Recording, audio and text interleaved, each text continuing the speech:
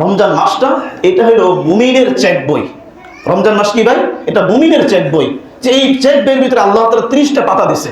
কয়টা পাতা? 30 রোজার 30 পাতা আল্লাহ তাআলা এই চেক বইয়ের ভিতরে দিছে। এবং এই চেক বইটা কার্যকর হবে কখন? এটা হলো কি বলা হয়, কাল কিয়ামতের দিন এটা কার্যকর হবে। এই চেক বইয়ের ভিতরে যে যত পারে সে যেন তার অ্যামাউন্টটা যেন বসায় আনে। তোমার 2 লাখ টাকা লাগবে, 5 লাখ টাকা লাগবে, তোমার 2টা জান্নাত লাগবে, 5টা জান্নাত লাগবে, কি লাগবে, এই অ্যামাউন্টে তুমি এই চেক বইয়ের ভিতরে তুমি বসায় আনাও। এই চেক বইটা ভাঙাইয়া তুমি ওইখান থেকে তুমি জান্নাত করতে পারবা। কিন্তু এই যে এই অ্যামাউন্টের ভিতরে তুমি অ্যামাউন্ট বসাবা, অ্যামাউন্ট বসাবার অর্থ হলো তুমি নামাজ রোজা বেশি পরিমাণে করো, নফল ইবাদত বন্দেগী বেশি পরিমাণে করো।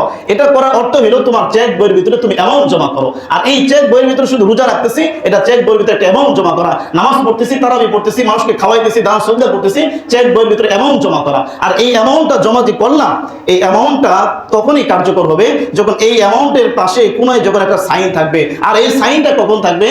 যখন আমার এই নামাজ, এই রোজা, এই হজ, এই যাকাত, দান সদকা যখন নবীজির সুন্নত তরিকায় হবে, তখনই নবী সাল্লাল্লাহু আলাইহি ওয়াসাল্লাম এই চেক ভিতরে সাইন করবে। যখনই এই চেক ভিতরে সাইন করবে, তখনই এই চেক বই আল্লাহ তাআলার কাছে গ্রহণযোগ্য হবে। আর এই চেক বইয়ের মাধ্যমে আমি জান্নাত যেতে পারবো। সুবহানাল্লাহ।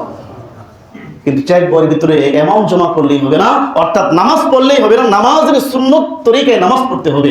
শুধু রোজা রাখলেই হবে না, রোজার শর্ত অনুযায়ী অঙ্গ প্রত্যঙ্গের হেফাজত করে আমাদের রোজা রাখতে হবে। নবী যেভাবে রোজা রাখছে ওইভাবে রোজা রাখতে হবে।